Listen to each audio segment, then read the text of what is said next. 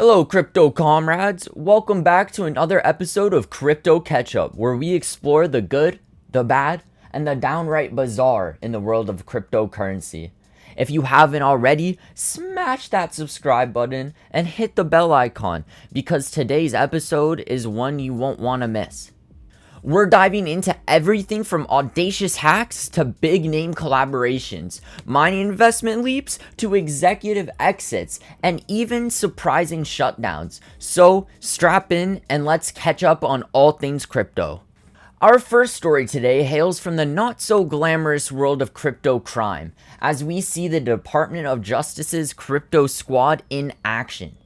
They've just arrested Shakeeb Ahmed, a 34-year-old computer whiz and master of reverse engineering. But this wasn't your usual took a wrong turn on the dark web kind of story. No, Ahmed got creative and went after a decentralized cryptocurrency exchange on the Solana blockchain. By exploiting a chink in the smart contract's armor, Ahmed was allegedly able to manipulate pricing data, generate about $9 million in ill-gotten gains, and launder them through a bewildering maze of blockchain transfers, like a magician pulling rabbits out of a hat.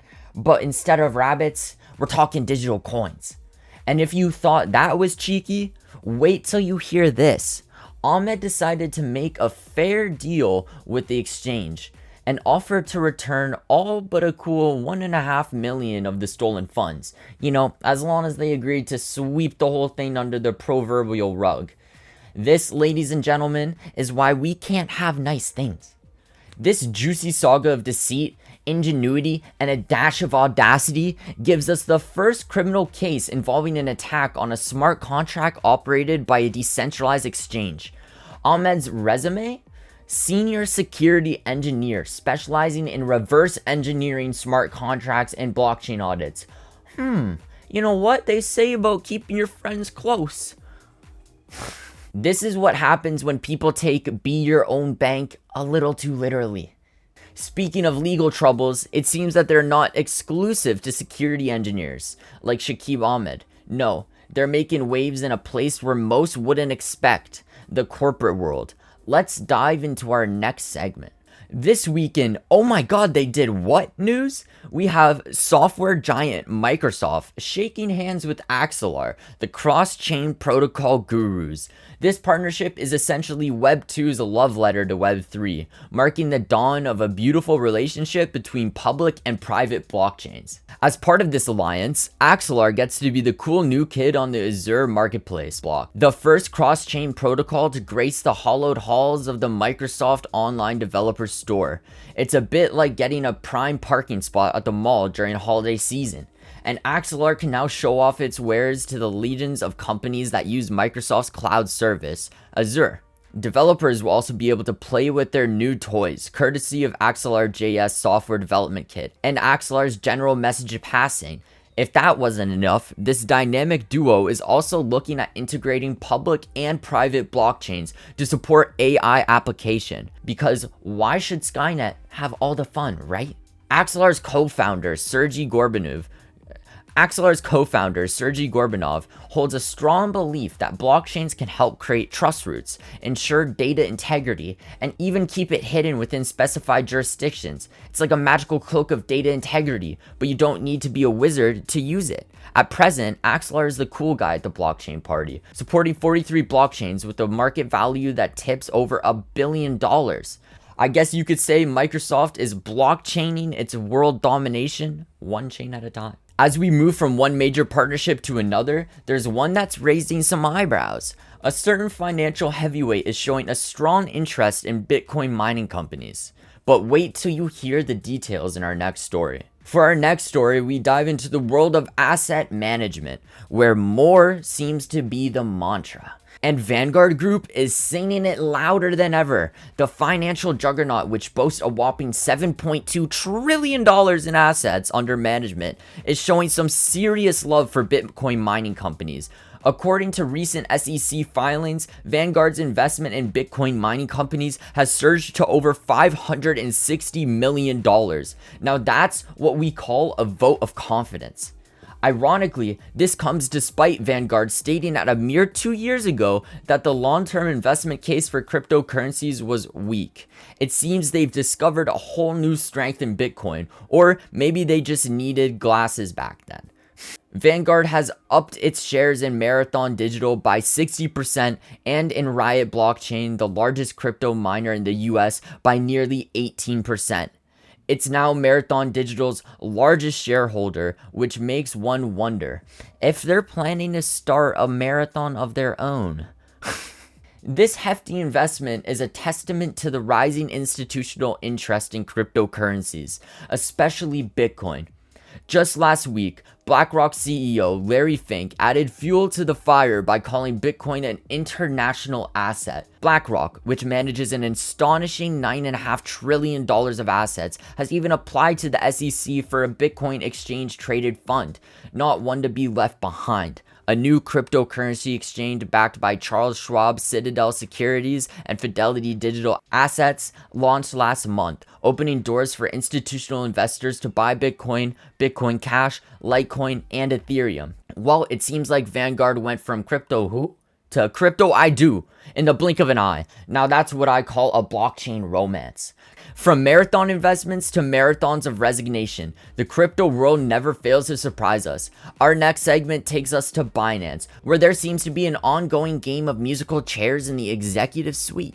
Our fourth story takes us to the tumultuous world of Binance, where the executive seems to be experiencing a serious case of I quit syndrome. In a plot twist reminiscent of a corporate soap opera, 3 senior exec bids Adieu the cryptocurrency exchange last week.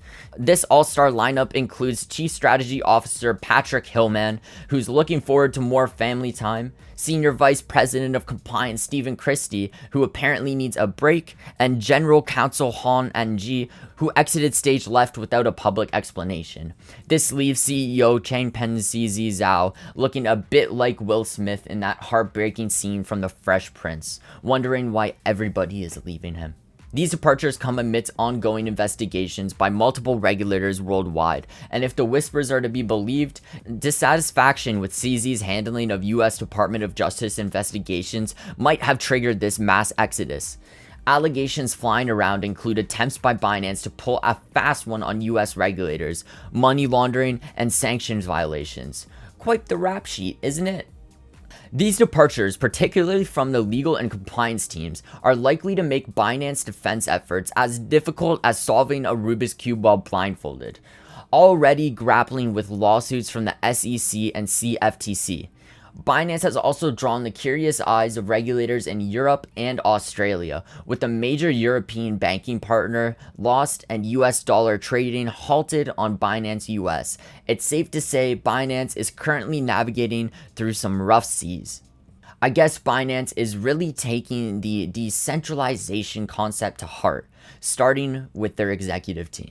And while the executives are leaving Binance, an exchange is leaving its US institutional clients. Yes, you heard it right. It's time for our last story of the day. Let's see what's cooking at Crypto.com. And for our final piece of news, we venture into the land of crypto exchanges, where another one bites the dust.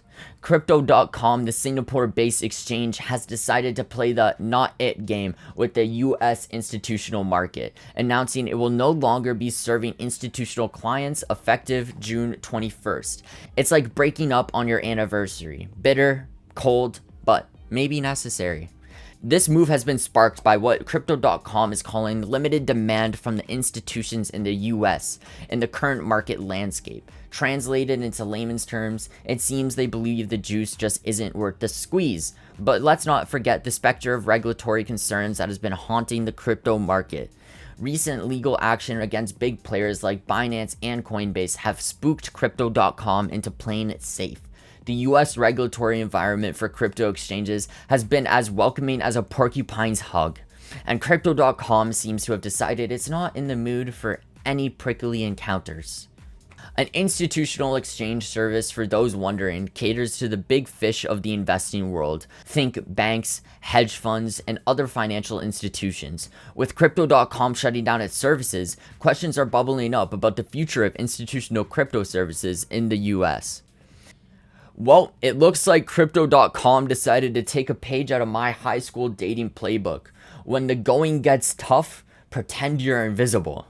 And that's it for this episode of Crypto Catchup. If you want to stay in touch with the crazy world of cryptocurrency, make sure you hit that like button, subscribe, and turn on those post notifications so you don't miss an episode of Crypto Catchup. I will see you guys in the next episode next week. Stay caught up. Oh,